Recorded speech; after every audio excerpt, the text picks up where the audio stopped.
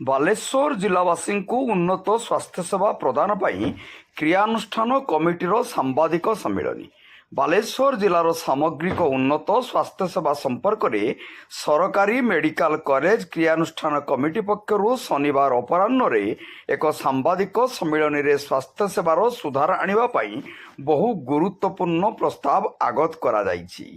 ବାଲେଶ୍ୱର ଜିଲ୍ଲାର ସାଂସଦ ଓ ବିଧାୟକ ପ୍ରାର୍ଥୀ ଭାବେ ଚଳିତ ସାଧାରଣ ନିର୍ବାଚନରେ ପ୍ରତିଦ୍ୱନ୍ଦ୍ୱିତା କରୁଥିବା ରାଜନେତାମାନେ ସେମାନଙ୍କର ନିର୍ବାଚନ ସଭାମାନଙ୍କର ଏହି ସମସ୍ୟାଗୁଡ଼ିକ ଦିଗରେ ନିଜର ପ୍ରତିଶ୍ରୁତି ଓ ପ୍ରତିବଦ୍ଧତା ଜିଲ୍ଲାବାସୀଙ୍କୁ ପ୍ରଦାନ ପାଇଁ କ୍ରିୟାନୁଷ୍ଠାନ କମିଟି ଆଶା କରୁଛି। ବାଲେଶ୍ୱର ଥିବା ସମସ୍ତ ସରକାରୀ ପ୍ରାଥମିକ ଗୋଷ୍ଠୀ ଉପଖଣ୍ଡ ଜିଲ୍ଲା ଚିକିତ୍ସାଳୟ ଓ ମେଡିକାଲ କଲେଜର ମଞ୍ଜୁରୀପ୍ରାପ୍ତ ସମସ୍ତ ଡାକ୍ତର ପ୍ରଫେସର ବିଶେଷଜ୍ଞ ଓ ସ୍ୱାସ୍ଥ୍ୟକର୍ମୀ ପଦବୀ ପୂରଣ ହେଉ। ରେମୁଣାରେ ଅବସ୍ଥିତ ଫକୀରମୋହନ ମେଡିକାଲ କଲେଜର ଶିକ୍ଷାଦାନ ପାଇଁ ସିଟ୍ ସଂଖ୍ୟା 100ରୁ 150କୁ ବୃଦ୍ଧି ହେଉ।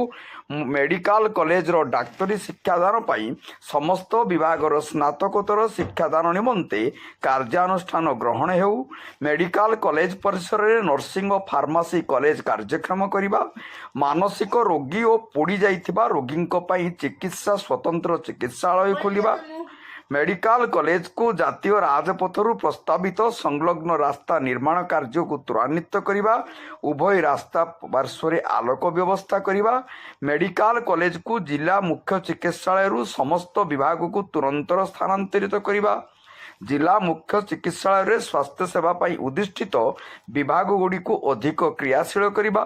ବାଲେଶ୍ୱରର ପ୍ରତିଷ୍ଠିତ ଏମ୍ ହସ୍ପିଟାଲକୁ ପୂର୍ଣ୍ଣାଙ୍ଗ କରି ପ୍ରତ୍ୟେକ ଦିନ ବହିର୍ବିଭାଗ ସହିତ ପ୍ରସ୍ତାବିତ 300 ଶଯ୍ୟା ବିଶିଷ୍ଟ ଡାକ୍ତରଖାନାକୁ ତୁରନ୍ତ କାର୍ଯ୍ୟକ୍ଷମ କରିବା। ଆୟୁଷ ଓ ଏଏସ୍ଆଇ ଡାକ୍ତରଖାନା ନିର୍ମାଣ କାର୍ଯ୍ୟ ତୁରନ୍ତ ସମାପ୍ତ କରି ଏହାକୁ କାର୍ଯ୍ୟକ୍ଷମ କରିବା। ଜିଲ୍ଲା ମୁଖ୍ୟ ଚିକିତ୍ସାଳୟରେ କାର୍ଯ୍ୟକ୍ଷମ ଥିବା ପେନସନ୍ କେବିନ୍ଗୁଡ଼ିକରେ ରୋଗୀମାନଙ୍କୁ ନିୟମିତ ସମସ୍ତ ବିଭାଗର ଡାକ୍ତର ଓ ବିଶେଷଜ୍ଞ ପରିଦର୍ଶନ କରିବା। ଫକୀରମୋହନ ମେଡିକାଲ କଲେଜ ଜିଲ୍ଲା ମୁଖ୍ୟ ଚିକିତ୍ସାଳୟରେ ଥିବା ରୋଗୀ କଲ୍ୟାଣ ପାଇଁ କାର୍ଯ୍ୟ କରୁଥିବା ସମିତି କମିଟିର ସଦସ୍ୟ ଭାବେ କ୍ରିୟାନୁଷ୍ଠାନ କମିଟିର ସର୍ବନିମ୍ନ 2 ଜଣ କର୍ମକର୍ତ୍ତାଙ୍କୁ ନିଆଯିବା। ଜିଲ୍ଲା ପ୍ରଶାସନ ଜିଲ୍ଲା ସ୍ୱାସ୍ଥ୍ୟସେବା ଓ ସ୍ୱାସ୍ଥ୍ୟସେବା ସହ ସମ୍ପୃକ୍ତ ବିଭାଗୀୟ ଉଚ୍ଚ ଅଧିକାରୀଙ୍କ ନିୟମିତ ବୈଠକ ଓ ଏହି ବୈଠକରେ କ୍ରିୟାନୁଷ୍ଠାନ କମିଟିର 2 ଜଣ କର୍ମକର୍ତ୍ତାଙ୍କୁ ନିୟମିତ ସଦସ୍ୟ ଭାବେ ଗ୍ରହଣ କରିବା। ଉପରୋକ୍ତ ସମସ୍ୟା ପ୍ରସ୍ତାବଗୁଡ଼ିକ ସମ୍ପର୍କରେ ଜିଲ୍ଲାବାସୀ ଅବଗତ ହେବା ସହ ନିର୍ବାଚନ ପ୍ରତିଦ୍ୱନ୍ଦ୍ୱିତା କରୁଥିବା ପ୍ରାର୍ଥୀମାନଙ୍କର ସ୍ଥାନୀୟ ଅଞ୍ଚଳକୁ ଗସ୍ତ ସମୟରେ ସେମାନଙ୍କ ଗ୍ରହଣ କରିବାକୁ କ୍ରିୟାନୁଷ୍ଠାନ କମିଟି ନିବେଦନ କରୁଛି।